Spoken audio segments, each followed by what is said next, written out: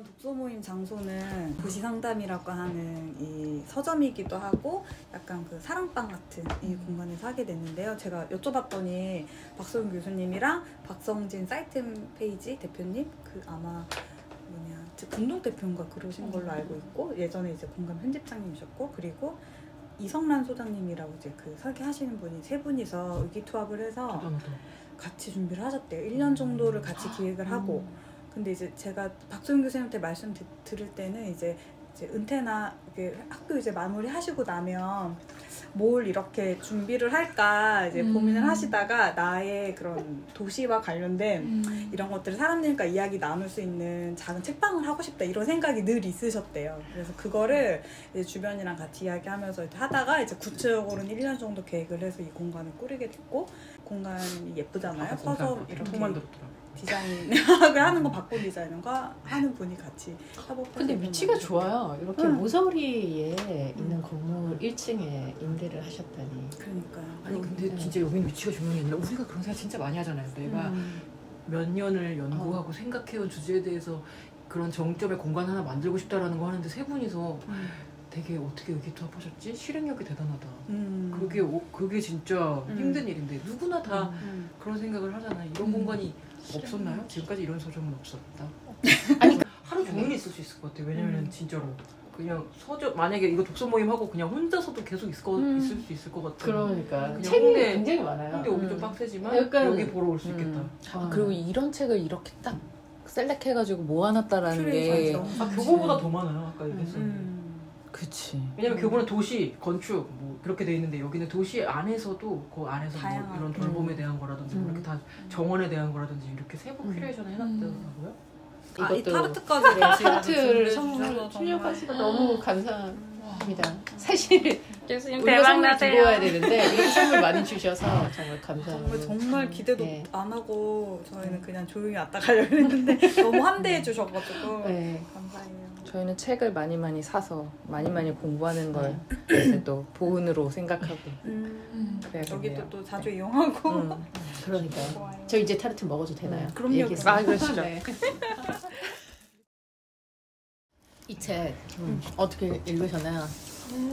아니 생각했던 것보다 그죠? 애를 되게 많이 쓰셨어요.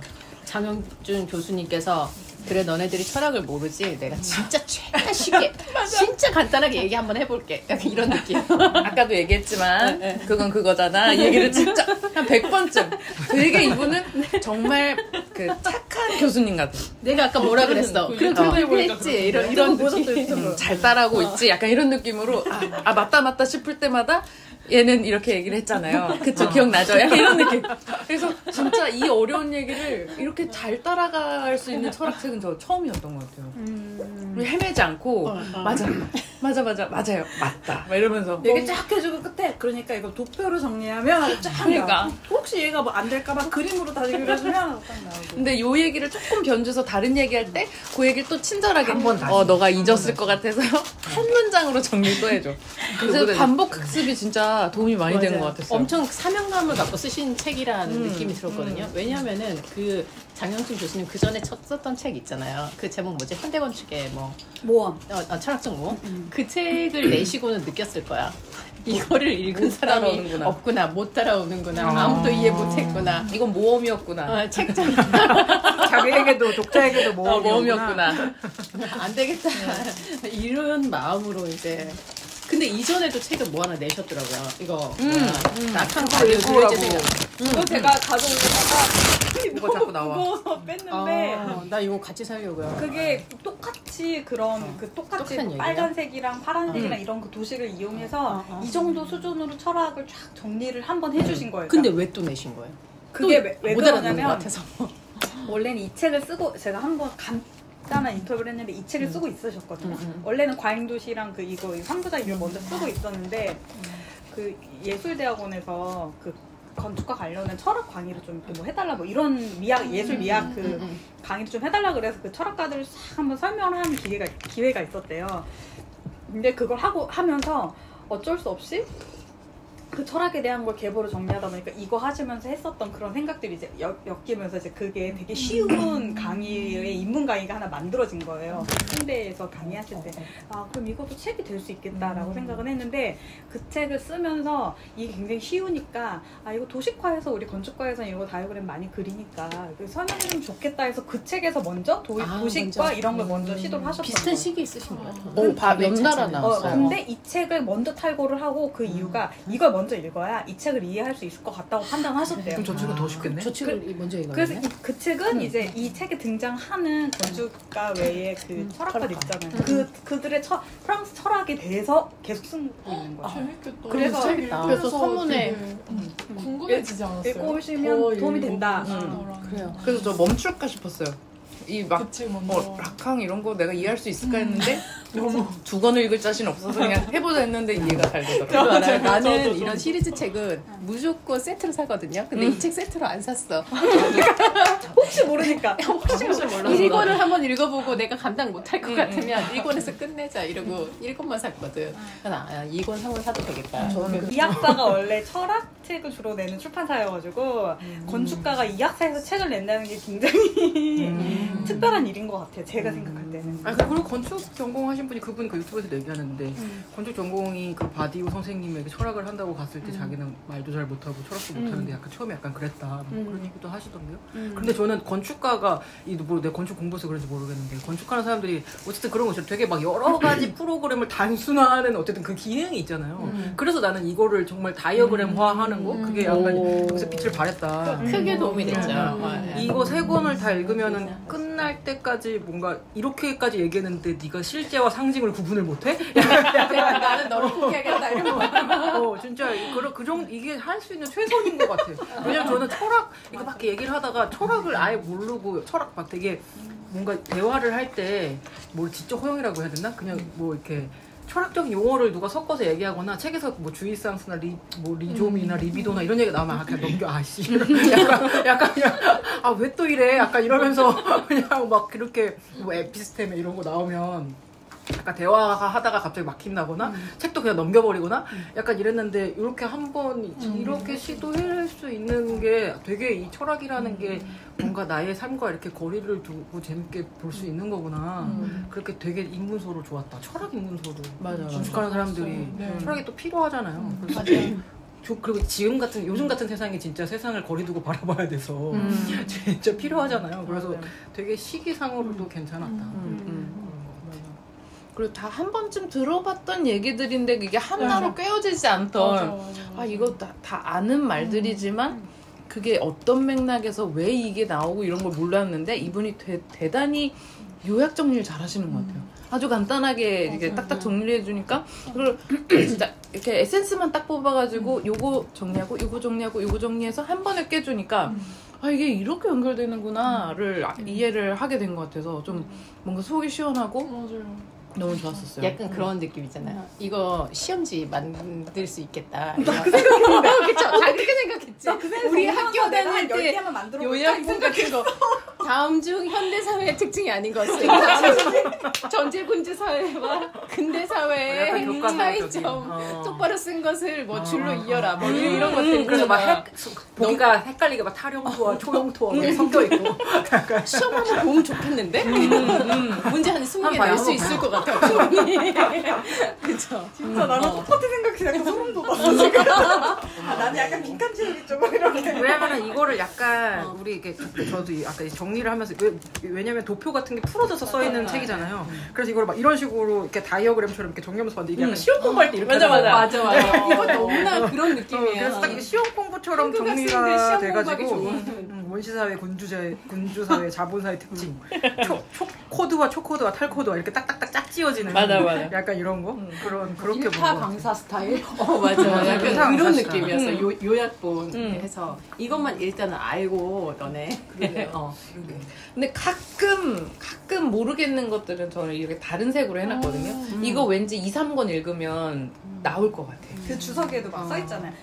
이건에 자세하게. 주석까지는 제가 이거 살펴보지 않았어요. 3권에 이 책 자체가 2, 3권을 읽고 다시 나에게 와라. 사실 저 2, 3권 읽었거든요. 벌써? 2, 3권 읽었는데 계속 되게 그냥 반복이고 계속 흐름 계속 얘기예요? 계속 이 흐름이고 이제 두 번째는 환상 A에 대한 얘기고 이제 세 번째는 사건에 대한 얘기고 이제 뭔가 근데 제가 잘 이해한 건지 모르겠는데 어쨌든 그래서 그걸 다 읽고 그 유튜브를 보고 그러니까 3권은 한 3분의 2밖에 못 읽었어요. 그리고 다시 돌아와서 어제 오늘 이걸 다시 그제 어제 이렇게 읽은 거거든요. 다시 읽었는데 확실히 완전 처음 읽는 것처럼 훨씬 잘 읽혔어요. 왜냐면 거기서 끝에 갈 때쯤에는 그냥 그 실제계가 있고 상징계가 있고 거기에 뭐 사건이 있고 뭐 이제 그런 것들이 다 같은 얘기잖아요. 이제 다 같은 얘기의 이제 여러 가지 형태로 근데 막 중간에 막 그 되게 그 컴퓨터 도표처럼 막 이렇게 프로세스가 그거 거기 너무 어려워서 거기는 건너뛰었고 막 어쨌든 그렇게 해서 다시 돌아오니까 훨씬 잘 읽히고 이제는 어떤 생각이 드냐면 우리가 막 진짜 이제 이런 도표가 머릿속에 들어가서 이 빨간 이 PPT로 그린 것 같은 되게 이 다이어그램 있잖아요. 이 간단한 다이어그램이 그러니까 누군가가 되게 납득 안 가는 행동을 해. 그러면은 이제 저 사람의 실제는 저런 것이군. 저 사람의 실제가 저런 것인데 지금 저런 식으로 히스테리가 되어 표출되는군.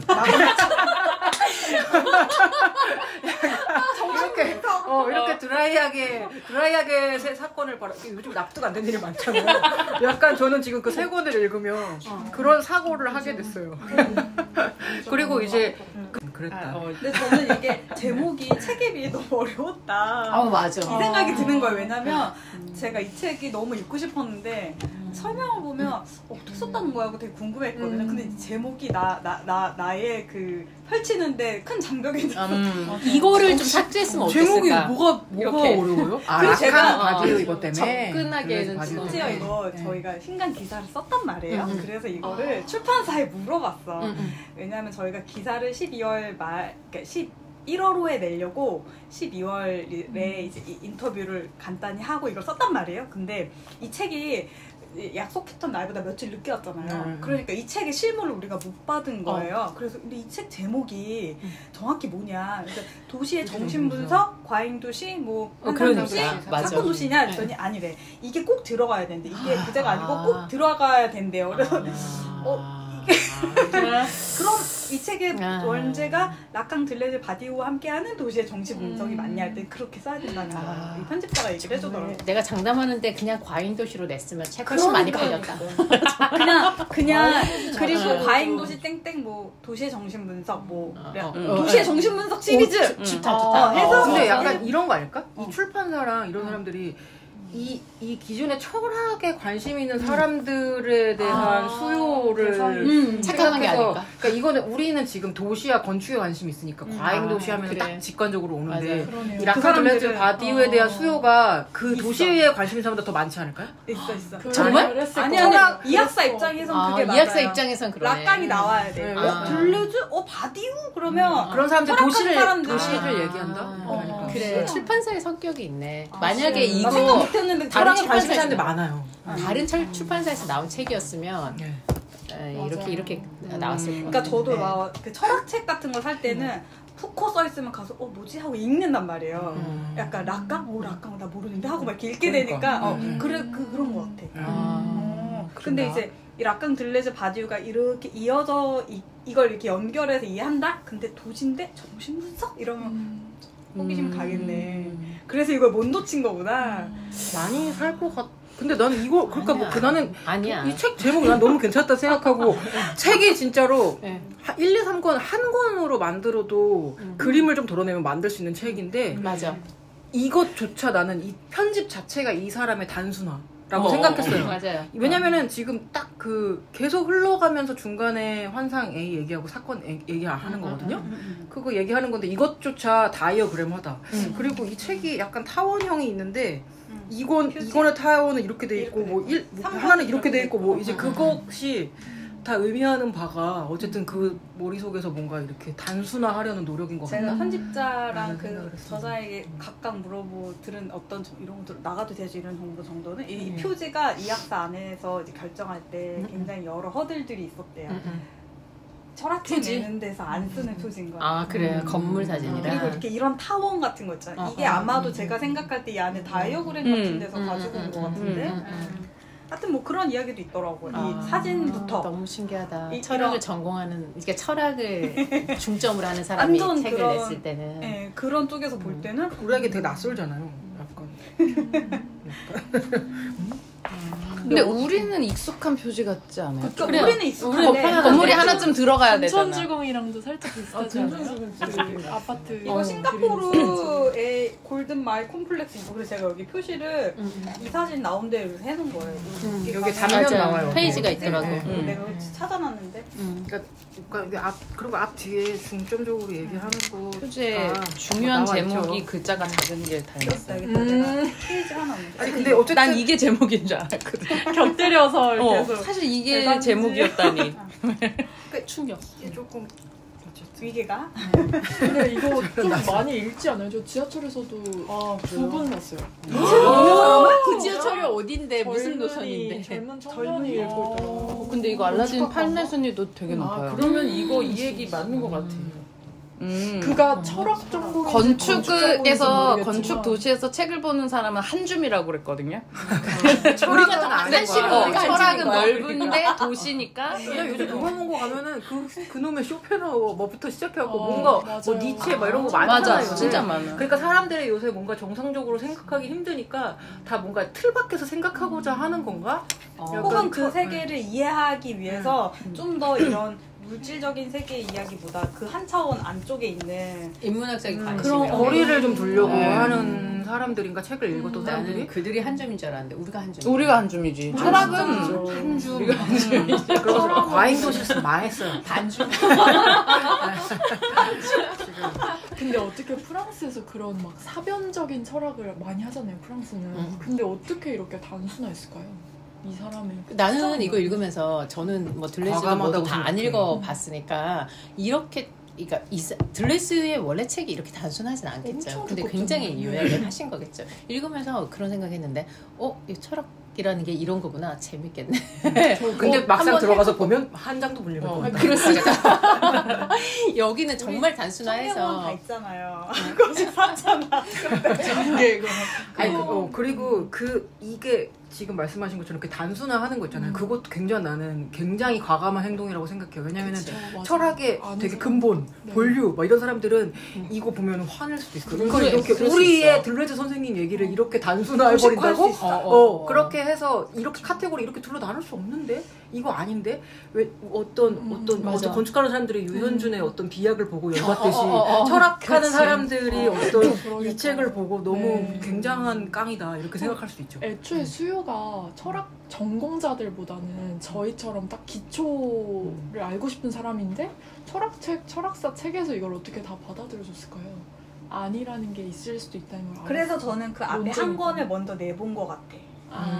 근데 근데 그 책이 생각보다 반응이 되게 좋았대요. 아니 그 유튜브 그 세계관 책이요? 그 네, 책을 네. 이제 두 번 다 북토크를 그 사람이랑 하잖아요. 그 뭐냐 유튜브 네. 유튜버랑. 근데 그때 거기에 피드백을 받아보면 철학 쪽의 독자들이 그러니까 입문서는 여러 가지 종류의 입문서들이 있는데 이렇게 도식화해서 설명해 주는 건 한 번도 없었다. 그래서 이게 굉장히 큰 그 센세이셔널한 좋은 호응이 있었다고 설명을 하더라고요. 이분이 건축가라서 그게 가능하지 않았을까 그러니까 싶어요. 그 지점을 철학 짚더라고요. 전공한 사람은 못 결코 그려. 그렇게 그림 못 맞아요. 그렸을 거야. 그리고 그렇게 시도할 생각도 안 했을 것 같거든.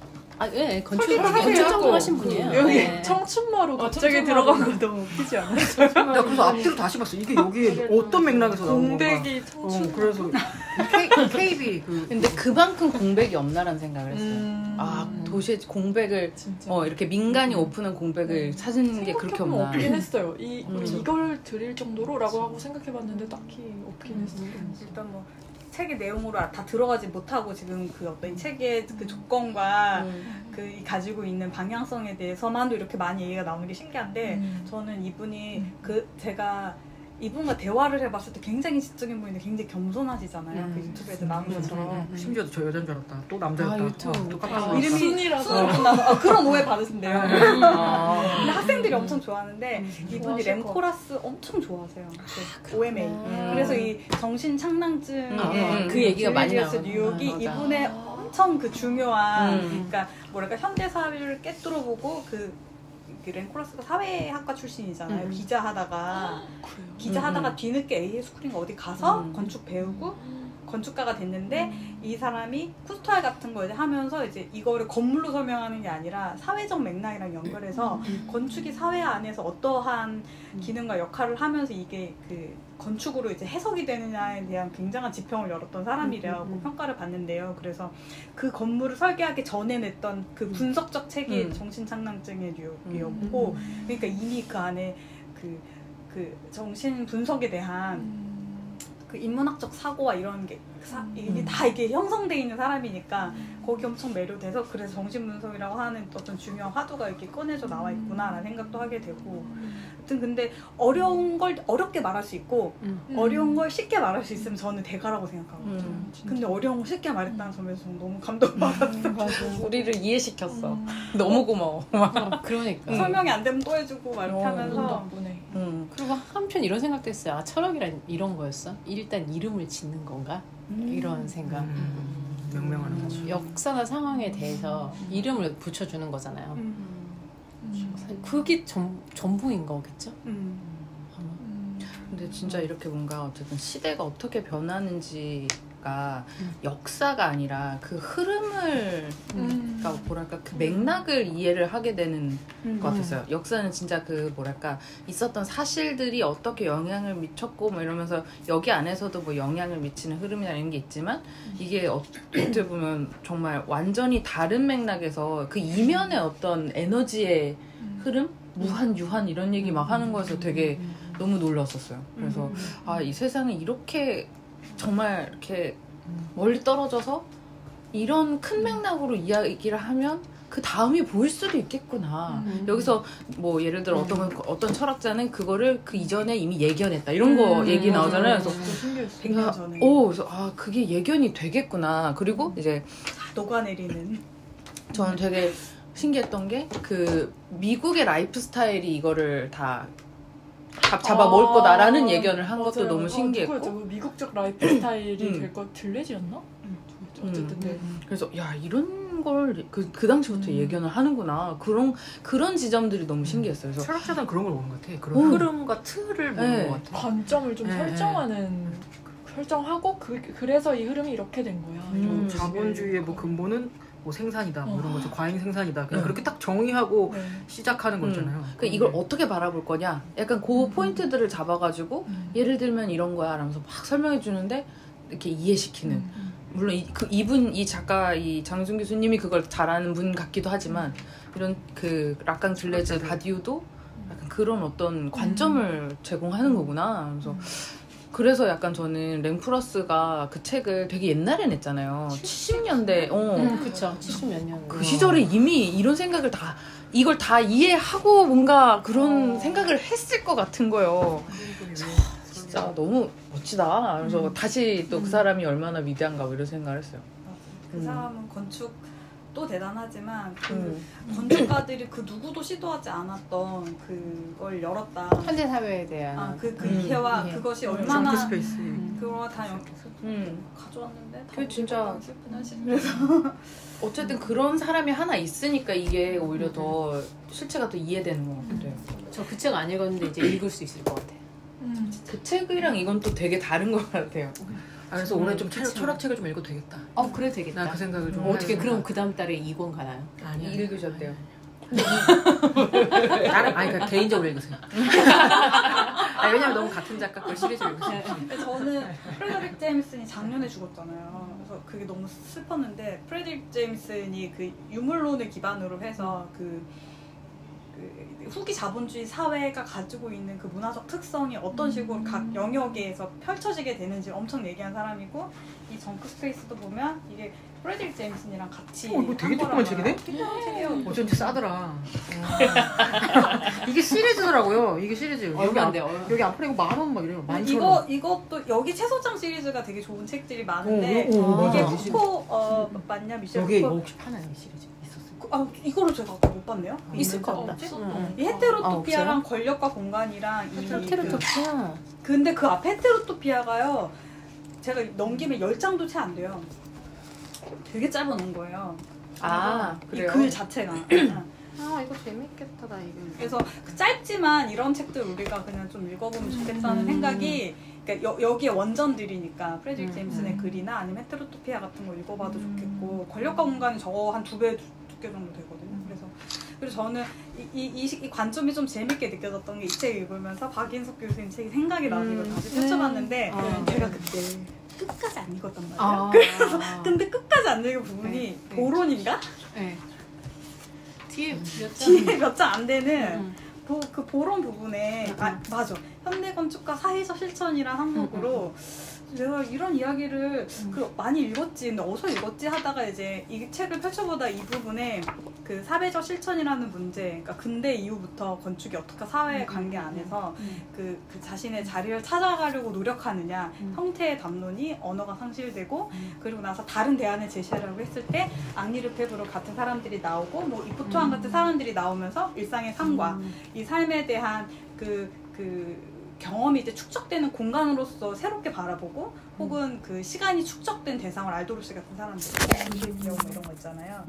그 공동체의 기억 이런 거 굉장히 중요하게 그게 포스모던 담론으로 넘어가면서 그 건축가들이 도시와 사회를 이해하는 그 방식에 대한 시프트가 확 이렇게 변화가 되고 벤투리 같은 사람은 심지어 이제 언어는 의미 없다 뭐 이러면서 우리가 아는 근대 언어의 그 용법은 다 사라졌다. 그러니까 그냥 막 이렇게 막 모뉴멘트 하면서 진짜 막 오리 만들고 이런 거잖아요. 그래서 그런 이야기를 여기서 하는데 이게 이 얘기랑 크게 다르지 않은 것 같이 느껴지는 거예요. 근데 내가 이 책을 볼 때는 이렇게 안 다가온 차이가 뭘까? 근데 이거는 그 생산의 역사가 결국 그 사회의 역사와 이렇게 연결이 되어 있다는 걸 건축의 입장에서 설명하고 있는 거지. 그래서 건축이 이렇게 바뀌는 그 중간에 보면 프레드릭 제임슨 얘기도 나오고 르페브르도 나오고 이 뒤에 가면 푸코, 들레즈 다 나와요. 근데 그런 역사를 이렇게 읽을 때랑 읽었어 뒤에. 철학적 입장에서 그 사회를 도망해서 볼 때 이 사회와 건축에 대한 해석이랑 입장이 좀 다르구나. 이걸 이렇게 맞아. 다른 방식으로 서술하는 게 가능하구나. 근데 이 책도 되게 잘 쓰신 책이라고 제가 작년에 읽은 최고의 책으로 제가 보지 않았겠습니까? 그래서 맞아요. 엄청 진짜 이분 책 다 좋아. 박인석 참 좋죠. 그래서 제가 오늘 이거 읽어보면서 이거를 내가 나중에 다시 한번 이렇게 두 개를 비교하면서 보면 되게 재밌겠다 이런 생각을 이번 달에 했었던 시간 좀 많았던 것 같아. 나? 이번 달에 이 책도 읽고 이것도 읽고 그래 맞아 뭐 읽고. 1월 달에 시간 네. 좀 있었어요? 왜 이렇게 시간이 있지? 왜 이렇게 책을 많이 읽었냐는 왜냐면 요즘에 맨날 막 안 읽었어요. 앞부분만 읽었어요 이러면서 왔었는데 네 맞아요. 제가 좀 괜찮은가 봐요. 하루 월차냈어요. 이 책을 보려고. 책을 읽기 위해서 진짜 아름답다. 와, 그럴 수 있지. 그럴 수 있지. 딱 하루의 시간을 투자했는데 이 정도를 이제 이틀 연차되면 난리 나겠다. 어떡해. 이틀 연차는 무섭다. 하루만 연차내도 이렇게 해야 되는데. 갑자기 너 왜 이러는 거야? 아니 맨날 시간이 없었단 말이에요. 그쵸? 책을 못 봤단 말이에요. 근데 갑자기 막 책을 막 이렇게 다 갖고 옛날 책을 다시 읽어보고. 아니 근데 제가 좀 반성했어요. 왜 끝까지 못 읽은 것이 나에게 너무 지식이 완결되지 않는다. 끝까지 못 읽은 것이 나에게 굉장히 그런 거 있잖아요. 내가 끝까지 못한 그 찝찝함이 너무 큰 거예요. 그래서 오늘은 내가 다 읽을 거야 막 이러면서 이제 읽었던 거죠. 끝까지 읽을 책이 별로 없는데 다 읽다 마는데. 그러니까 병행도수의 어떤 그 폐해가 있는데 저도 이거 보다 보면 재밌으니까 이 책도 꺼내고 한 10권 정도 꺼내놓고 계속 같이 바꿨었거든요. 근데 아니 다시 읽어야지 하고 이렇게 돌아오고 했는데 그러니까 아니 근데 저는 제가 잘 몰라서 잘 못 쓰던 용어들을 여튼 이 책을 통해서 이해를 좀 했다.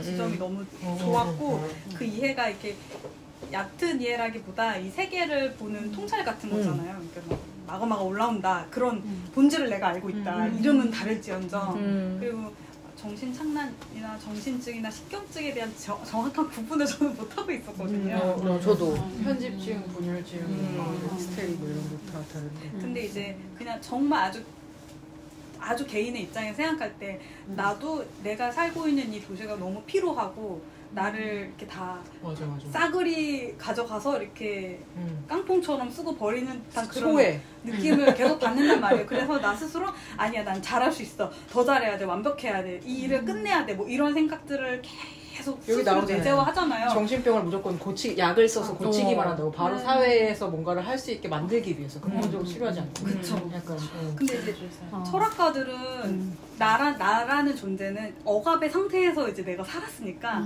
아, 난 잘해야 돼. 이걸 이겨내야 돼. 더 해야 돼. 쥐어짜야 돼. 라고 나 스스로를 계속 다그치는데 예를 들면 이제 근데 철학가들의 사고는 그거보다 약간 더 시각이 넓으니까 그런 억압이 맞는 건가? 예를 들자면 그런 억압의 기제가 작동하는 도시가 건강한 건가? 혹은 이런 억압은 어떤 형태로 내재화되는가? 뭐 이런 질문들을 계속 하게 해주니까 그래서 철학이 우리에게 주는 뭐 쓸모라고 해야 되나? 하여튼 뭐 그런 것들을 조금 더 생각할 수 있어요. 알고 당하는 거랑 모르고 당하는 거랑 그게 그런 거지 뭐. 그게 우리 직전에 읽었던 부동산? 뭐죠? 아니 여자- 얇은 책 본인이 최고의 책이라고 했던 책. 자본주의 리얼리즘. 그 리얼리즘 안에 보면 책의 그것도 철학책이죠 어떻게 보면. 책의 바깥에서 네. 사고해야 된다. 자본주의가 모든 걸 다 녹여버린 이 사회에서 그게 다 연결되는. 그것도 철학책. 나 이거 없어가지고 아씨 이걸 다이소에 가서 못 사서 이거 자본주의 감추, 리얼리즘을 다시 펼쳐가지고 거기서 떼는데 떼서 옮겨 붙이는데 어떤 줄에 그게 있더라고. 바디우에 대한 얘기가 있더라고요. 그러니까는 넘긴 거야. 모르니까 그러니까 아예 안 들어오는 그 단어를 내가 들어본 적이 없으니까 맞아요. 네. 생각하지 않은 거야. 어, 몰랐어. 맞아요. 그 맞아요. 바디우가 어떤 언급했다는 우리가 사실을. 이때까지 본 많은 책에서 그런 했어. 무슨 이런 뭐 리좀이나 리비도나 이런 것들이 많이 나왔어요. 그런데 이제 너 듣지 않은 거지. 주의 쌍스 나온 적 없는 것 같아. 뭐, 근데 이제 탈영토화라는 단어가 어느 시기에 진짜 유행처럼 엄청나게 많이 쓰였을 때가 있었잖아요. 근데 그때도 되게 그냥 막연하게 그냥 그렇겠거니 생각했지 뭐 이 책에 나온 그런 의미로 깊게 생각해 본 적이 없었던 것 같아요. 그래서 그러면 그 단어였으면 그러면 그 원래 텍스트의 뜻은 뭐였지라고 다시 돌아가게 되는 것 같아요.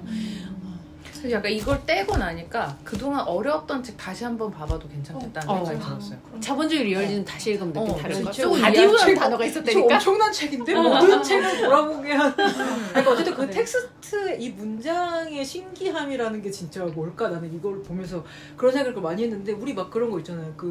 뭐 코스트코나 무슨 뭐 쇼핑몰 같은데 스타필드 같은데 가면은 느껴지는 감정, 그런 감정, 별로인 감정 여기 있는 내가 뭔가 어디 이런 데 있다가 누구 만나면은 너무 기분이 좋아.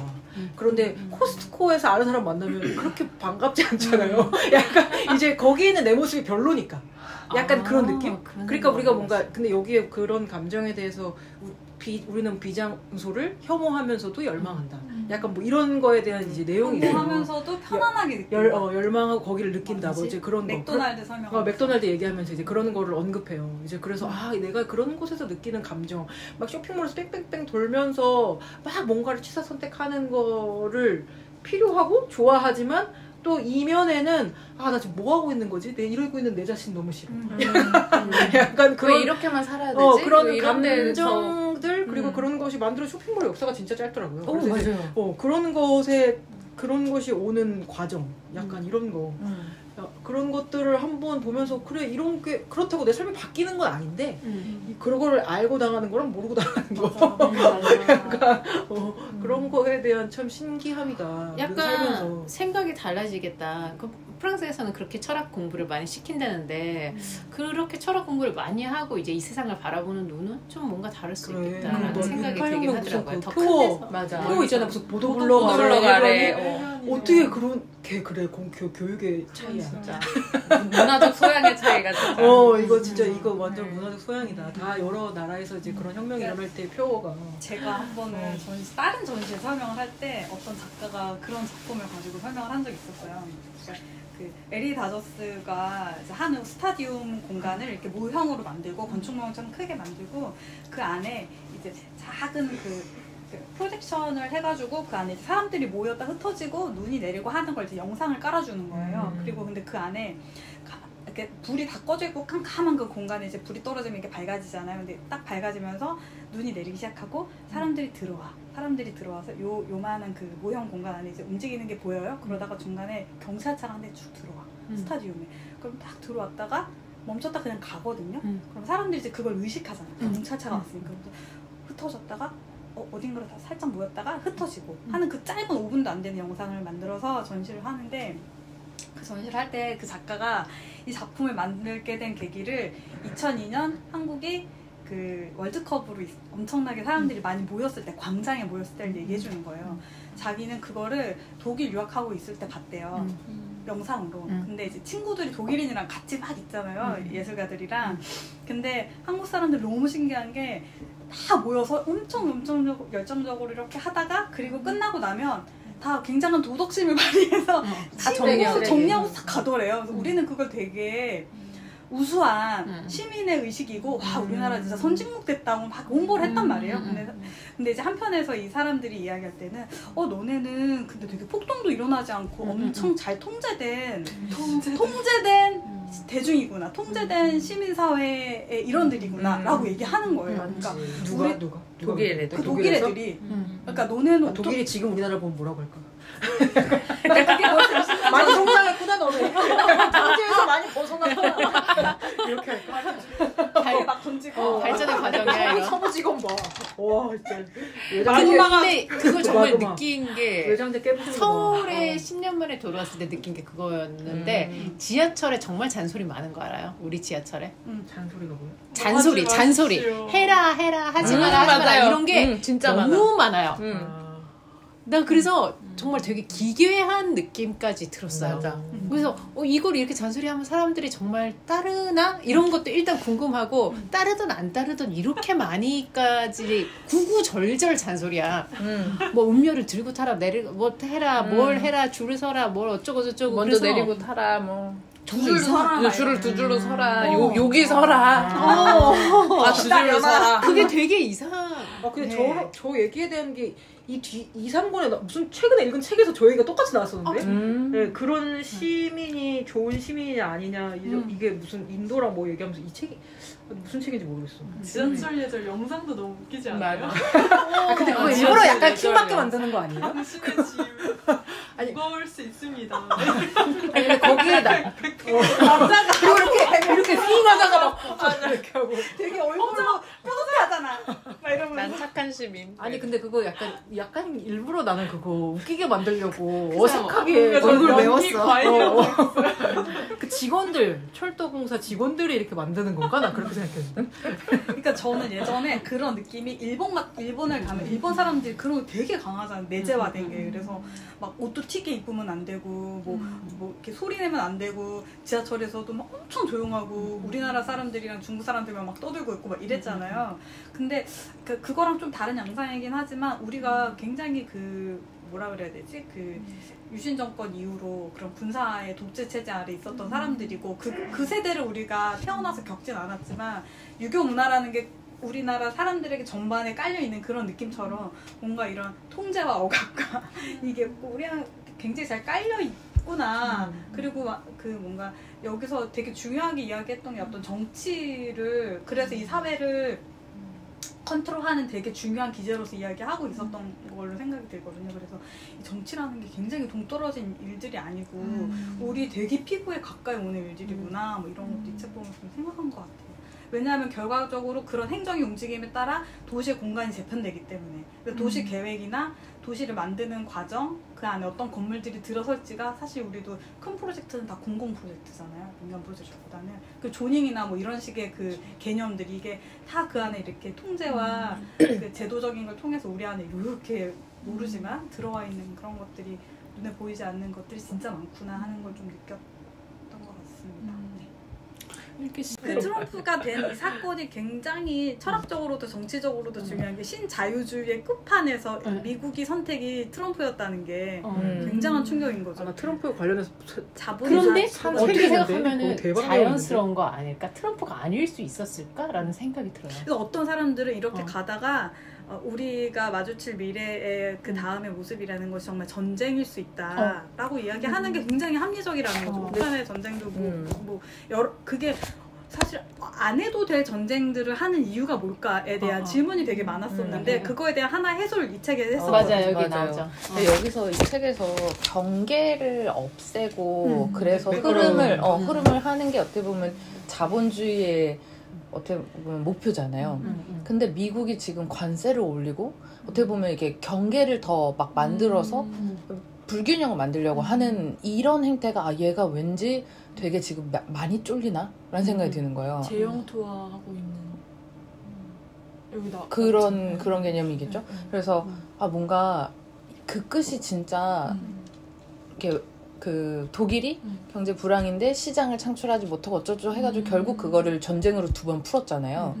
그런 일들이 벌어지겠구나. 이게 어떤 한 나라의 어떤 불황 이런 게 아니라 이거 진짜 전 세계가 다 이렇게 가고 있는 거면 와 이거 진짜 다 전쟁으로 한 번 터나? 이 생각이 이 책 읽으면서 드는데 아주 비현실적인 얘기가 아니라고 아니에요. 느껴지는 게 이 흐름이 맞아. 결국 막히면 안 되게 되어 있잖아요. 생태계든 네. 자본의 흐름이든. 근데 이거 얘기 듣다 갑자기 그래 설국열차 같은 미래가 진짜 올 수도 있는 거지. 뭐 예를 들자면 그런 것도 약간 디스토피아적인 그런 발상들인데 그 안에 진짜 더 치열한 계급 투쟁과 이런 게 막 다 등장하잖아요.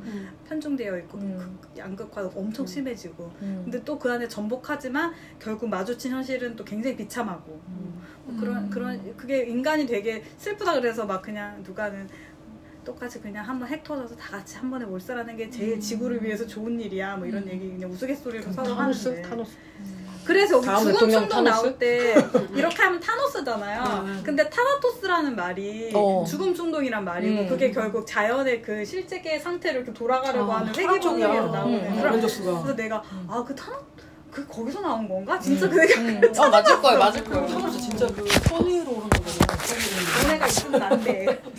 딱 이렇게. 근데 어쨌든 그런 어쨌든 우리가 많이 상식과 이성의 세계에서 많이 선 넘었다라고 하는 것이 주류가 되는 사회가 이제 올 거고 트럼프 처음 대통령 됐을 때 우리가 트럼프를 처음 봤을 때 진짜 듣도 보도 못한 정치인이다라고 했는데 연임하고 트럼프에 대한 책을 누가 이제 전략 보고서 같은 걸 만들어서 출판한 걸 봤는데 트럼프는 당연히 자기가 될 거라서 지금 그냥 욱해서 이것저것 하는 게 아니라 2020년부터 아예 구성을 다 해서 준비를 다 했대요. 근데 그게 지금의 이 새로운 인간 유형인 게 기득권의 최고 유형인데 트럼프의 승리, 무조건 승리하는 3가지 법칙. 트럼프의 3법칙이 첫 번째가 무조건 공격한다. 그리고 두 번째 분리하면 무조건 부인한다. 그리고 세 번째 오직 승리만 한다. 이거래요. 너무 무섭지 않아요? 와. 그게 트럼프 승리 법칙이래요. 그리고 사람들이 이것에 열광해. 트럼프도 기원하겠네요. 이게 어떤 측면에서 우리 안에 끓고 있는 그런 충동 같은 거를 이렇게 충족시켜주는 거기 나오지 않아요? 무슨 막 혼돈의 상태에 있는 어떤 이런 게 쾌감과 함께 뭘 같이 준다고? 이 책에 나왔었는데 까먹었는데. 근데 여기 뒤에 보면은 저기 뭐지? 이제 이 책에 대해서 얘기하면서 이제 자본주의 사회는 어떤 다음 사회는 어떤 체계일까? 체계일까? 그쵸? 이런 내용들이 들어가 듣보도 있으니까 못한 뭔가 세계. 궁금해서 막 이 책을 그래서 읽고 싶었는데 그래서 이제 후반에 보니까 2권에서 이어지고 그러니까 예고편이었어. 2권에서니까 어차피 3권을 사야 되고 3권 다 읽으셨을 때 근데 너무 예상됐던 느낌을 게 받으셨나요? 이 둘과 너무 궁금해. 이 극단의 어떤 그 중간쯤인 밸런스가 맞는 어떤 지점이잖아요. 그건 진짜 나도 얘기하겠어. 근데 그 지점을 어떻게 만들 건가? 그게 궁금했는데 2권에서 이제 그 부분을 얘기하자 근데 그래서. 전 여기서 인상 깊었던 거가 74페이지에서 클라스토르 74쪽? 네, 클라스트르. 이분이 이런 얘기 했잖아요.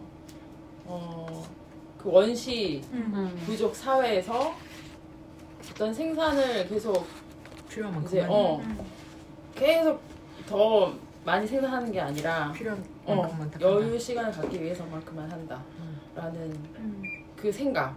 우리 지금 세상에서는 전혀 생각할 수 없는 생각이잖아요. 근데 여기서는 그런 거를 했다라는 이런 게 가능성이지 않을까. 철제 도끼를 사용하는 이유가 10배 많이 하기 위해서가 아니라 10배 더 쉬게 하기 위해서 얼마나 지혜롭습니까? 얼마나 지혜롭지 않습니까? 근데 여기 저자도 말하지만 지금처럼 세계적으로 무역을 할 수 있는 시대에 이렇게 소규모로 생산하고 소비하는 거는 안 맞는 것 같다고 했잖아요. 옛날에는 뭔가 이런 게 이상이지 않나라고 생각했는데 나만 그러고 있다라고 생각하면 좀 쉽지 않을 것 같다는 생각이 생존에 들어요. 그게 영향이 네. 있다 그러면은 왜냐면 우리는 성과 사회의 주체 사람들이라서 성과사의 네. 주체는 곧 쇼핑하는 인간이죠. 사야 돼. 계속 사야 근데 되고 이 사회 근데 이 사회에서 진짜 이해되지 않는 많은 것들을 다 설명해 주는 거였던 것 같아요. 그러니까 정말 모두가 이렇게 혼자 사는데 코스트코 가가지고 많은 걸 사재끼는 그런 사람들, 혹은 진짜 그 아파트에 창고가 그렇게나 많이 필요한 수납 공간 너무너무 많이 필요한 게 그 마트를 떼다가 내 집에 넣는 거잖아요. 그래가지고 이제 그 창고를 어떻게 진짜 막 매대처럼 정리할 건가 이거에 다들 심취하고, 그다음에 그 또 좀 젊은 친구들은 자기 개발 완전히 막 하잖아요. 예. 맞아, 그것도 가스라이팅 당하는 그런 느낌으로. 근데 그들이 어쨌든 그 성과를 내고 성취를 해야 된다는 그 내재화된 그 압박, 그것 때문에 저 난리를 치는 거구나. 뭐 이런 정말 이 세상이 왜 이러지 싶었던 많은 것들을 이해를 시켜줘서, 저는 아까 맨 마지막에 전쟁으로 끝날 수 있겠구나라는 생각을 이제 이 책을 읽으면서 조금 뭐랄까 이걸 편안하게 받아들이게 됐어요. 근데 그 전까지는 저 라면 당연히 편하진 않은데 당연한 너무 건데 무서워. 난 요즘에 이 사람 생각해. 제발 뭔가 전쟁이 난다면 겨울은 아니길. 난 요새 이 생각해. 요새 너무 추워. 맞아. 뭔가 대공황이 와도 그때가 겨울은 아니길. 맞아. 나 이런 생각도 해요. 근데 대공황이 한 3년인가 있었대요. 그러니까 겨울도 2-3번 있을 거야. 근데 이제 여름에 일어났으면. 근데 이거를 아까도 이제 모르고 당하는 거랑 알고 당하는 거랑 다르다고 했잖아요. 근데 그 전에는 만약에 어디서 전쟁이 날라고 해 이러면 진짜 미친 거 아니야? 왜 그러는 거야? 이랬는데 이래서 저래서 전쟁이 진짜 날 수 있을 것 같다더니 쟤네가 저러는구나 라고 이해는 할 수 있을 것 같아요. 그러니까 아주 이해가 안 되는 그 상황이 저는 너무 고통스러운데, 그래도 이해를 하고 지금 판이 이렇게 돌아가는데 어떻게 뭘 준비를 해야겠구나 이런 생각을 납득은 못하지만 이해는 난다. 예. 그렇게 된 것 같아요. 그래서 전쟁 얘기하니까 뭐 하나 떠올랐어요. 우크라이나 전쟁. 그리고 지금 가자지구 봤어요? 가자지구의 트럼프가 리조트처럼 만들겠다. 무슨 권리로 이스라엘은 그렇게 하고 있으면 이스라엘 얘기 나오면 흥분하는 거죠. 오늘 가서 이 얘기 나오겠구나 했는데 진짜 우크라이나 전쟁 같은 경우에는 드론으로 군인을 발견을 우리나라 사람 해서 진짜 관심 없잖아요. 죽이는 그 쇼츠 같은 게 유튜브에 뜨는 거예요. 너무 무서운 거야 진짜. 그게 버젓이 유튜브에 떠서 누가 누구를? 그 우크라이나 드론 있죠. 드론이 우크라이나가 러시아 군인들을 표적으로 군인들이 어디 숨어 있어. 그러면 걔를 찾아가지고 여기서 총 쏘기 바로 직전에 그 영상이 쇼츠로 나와요. 근데 그렇게 해서 안 죽이고 뭐 살리고 뭐 그 사람이 백기 들고 뭐 이런 건 봤는데 죽이는 영상은 저는 얘기 처음 들었어요. 거기서는 설명이 그랬어요. 제가 본 거는 나는 내가 뭐 검색한 것도 아니고 그런데 그냥 유튜브에 그냥 짧게 쇼츠로 뭐야? 이렇게 봤는데 거기에서 이제 죽이기 직전 얘를 발견했어. 발견하기 전에 이 군인이 담배 한 대 피고 싶다고 한 거예요. 유튜브한테. 아니 저기 유튜브 구글. 아니 구글한테 드론. 우크라이나? 그런데 누구야? 우크라이나 드론. 우크라이나 드론에게. 드론에게 어쨌든 아는 거예요. 이거 조정하는 사람하고 아는 거야. 그래갖고 얘가 나 담배 한 단 피울게. 담배 피우고 죽어. 그거 가짜 영상 아니야? 근데 너무 끔찍하고 이거를 사람들이 이제 게임을 보듯이 그게 보는 근데 거잖아요. 버젓이 지금 일어나고 있고 우리는 그냥 일어나는 일 이렇게 하고 있다는 거죠.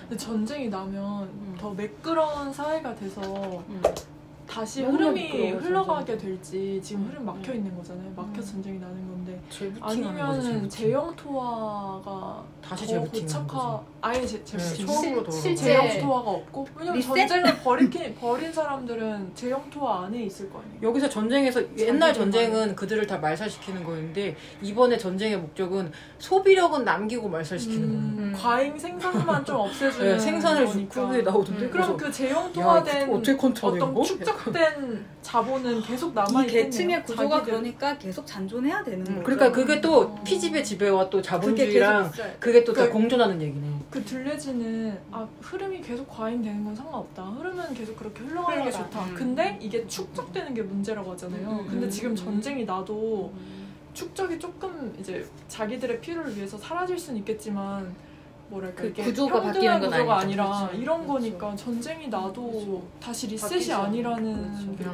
조금 그러니까 사회주의와 매끄러운- 공산주의가 실패한 이유가 그것 때문이잖아요. 완전한 평등과 그 계급의 전복과 평등이란 이루어질 수, 완전한 그 자본의 이게 균일한 근데 자본주의도 너무 어떻게 보면 축적됐으니까 그거를 종부세로 좀만 털어내 이거잖아요. 이거 더 자본주의를 원활하게 하려고 하니까 흐름을 조금씩 여기서 내려놔야 원활해질 수 있어라는 취지에서 저는 종부세나 이렇게 세금을 좀 더 걷는 거라고 봤거든요. 그게 자본주의 취지는 아닌 거예요. 그게 그러니까 자본주의 취지죠. 흐름을 이렇게 조금 더 원활하게 가야 되는데 여기 몰려 있으니까. 자본주의 취지는 이게 흐름을 잘 원활하게 흘러가지. 하는 게 그게 조금이라도 그거는 진짜 일부의 정말 소기의 노력인 것 같고 그러니까 자본주의에서의 흐름을 그거는 컨트롤하는 방식에 대해서 이 책에서 논할 때, 그러니까 왜 보이지 않는 손이라고 해서 놔두면 시장이 알아서 다 통제 없이도 다 잘 될 거야라고 처음에 애덤 스미스가 말한 대로 믿었지만 그렇지 않아서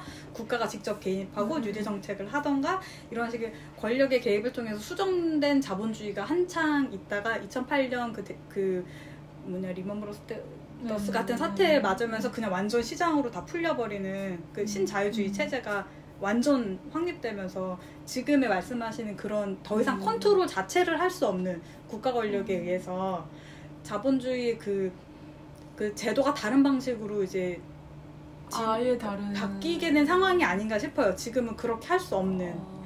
그러니까 이제 그 질문이 저는 그거예요. 두 개의 체제의 목적이 네. 과잉 생산과 과잉의 어떤 그렇게 축적되는 걸 막기 위한 것이라면 사회주의는 과잉 생산을 생산을 가소소비로 줄이는 막은 건데 네. 여기는 과잉 생산 과잉 소비.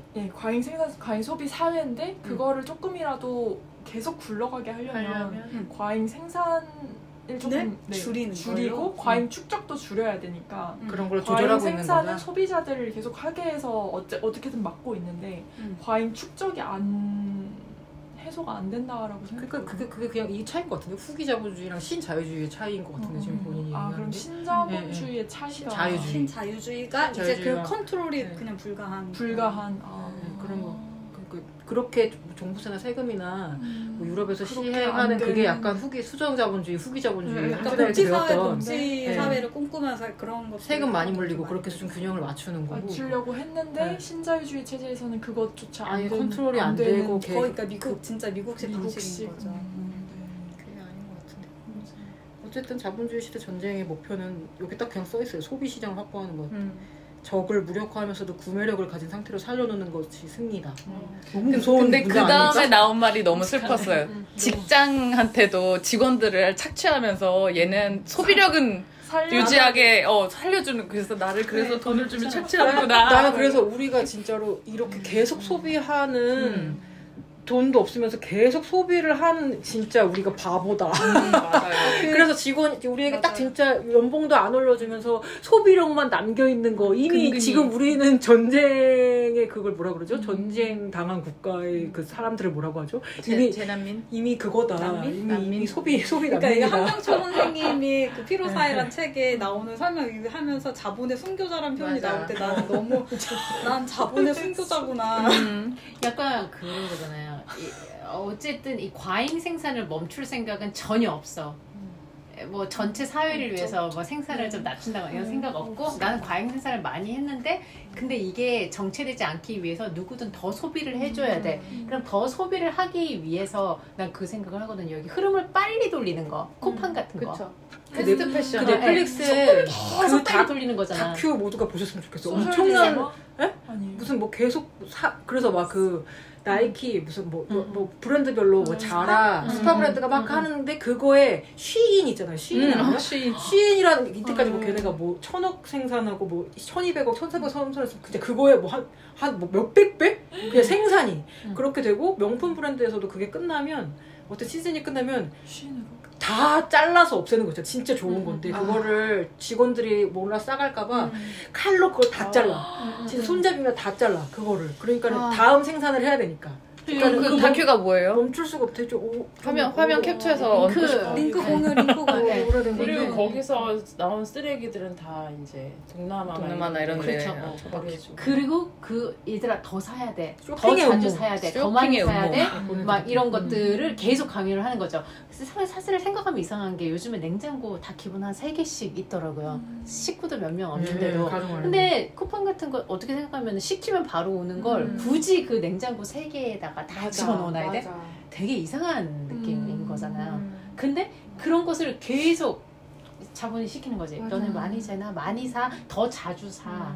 진짜 그 냉장고처럼 도시 서울의 2분의 1이 기반 시설이라는 말이 맞아요. 너무 네. 충격적이더라고요. 그것도 너무 저희 이번에 그 용산국제업무지구 기반 시설 계획하는 일을 들어가게 됐는데 제안서를 쓰게 됐는데 이 기반 시설 조성을 국가가 해주고 민간 자본이 자유롭게 들어올 수 있게 해주는 그 역할을 기반 시설 놓는 것 자체가 1조 5천억이 든다는데 그거를 공공이 거기에 돈을 써서 해준다는 것 자체가 이 흐름을 위한 시설에 뭔가 발판을 해주겠다는 거잖아요. 그죠. 자본이 알아서 흘러갈 수 있게. 근데 공공이 돈을 쓸 수 있는 정말 많은 분야가 있는데 여기부터 그러니까. 가는구나. 이게 또 현타가 와가지고 소비 시장을 만들어. 네, 소비 시장을 만들고 용산을 또 세계 경쟁력의 뭐 혈류량을 늘린다. 그러고 증자. 흐름을 늘리는 게 결국은 계속 이 시설 철도 만드는 거, 쇼핑몰 만드는 거 계속 국가가 기반 시설 그렇죠. 투자해주니까 가능한 거잖아요. 어떻게 보면은. 근데 저 이 책 읽으면서 지금 다니고 있는 회사에 왜 이런 프로젝트들만 계속 들어오는지를 이해를 했어요. 그러니까 진짜 창의력 있다. 그러니까 그 뭐 예를 들면 뭐 예전에 터미널이었던 거를 주상복합으로 바꾸는 뭐 그런 프로젝트. 그래서 쇼핑으로 다시 바뀌고 그다음에 이제 뭐 컨설팅 들어오는 뭐 이런저런 것들이 다 여기서 얘기하는 그 어떤 흐름을 만든다보다 이게 고착하는 그런 것들. 고급 주거. 그다음에 뭐 제형사에 있었나? 딱 그거예요. 네, 거기서 이제 고급 주거, 쇼핑몰은 쇼핑몰은 기본이고 고급 주거, 뭐 그다음에 골프 리조트, 약간 지금 진짜 돈 있는 사람들이 자기 거 이렇게 하는 그런 것들만 들어오고 있거든요. 그래서 지금 데이터 센터 하이엔드 시니어 주거. 약간 그거 두 개만 PF가 되더라고요. 그래서 진짜 이런 흐름 때문에 우리 회사도 이렇게 돌아가는 거구나. 그래서 약간 이 회사에 대한 그런 이게 진짜 이게 거리를 두니까 그냥 회사 싫은 것도 좀 이해하게 되고 회사 왜 이런 프로젝트들만 할까? 그래서 세상이 이렇게 돌아가니까 그런 거구나 이해하게 되고 왜 사람들 왜 이렇게 살까도 이해하게 되고 진짜 어떤 생각의 기본 틀을 딱 정리해줘서 너무 깔끔한 것 같고 한편으로는 또 약간 내가 어떻게 살 건가가 또 저의 되게 큰 그 뭐 화두잖아요. 그래서 그런 것도 좀 정리가 되는 것 같아요. 많은 도움이 되는 아주 좋은 책 진짜 책인 좋았습니다. 걸로. 추천해주셔서 정말 감사합니다. 네, 책 너무 좋았어요. 근데 우리 이번 한 번 더 읽어야겠다. 책 문구에서 저는 가장 감동했던 건 35페이지에 이건 그냥 계속 나오는 얘기인데 35페이지 맨 마지막에 어쩌면 인간의 불행은 유한 안에 무한을 담으려는 것에서부터 시작되었다고 말할 수 있을 것이다. 빨간 줄 쳐놨습니다. 와, 저 이거 진짜 엄청난 통찰이었어요. 정말 이거 너무 뭔지 알겠다.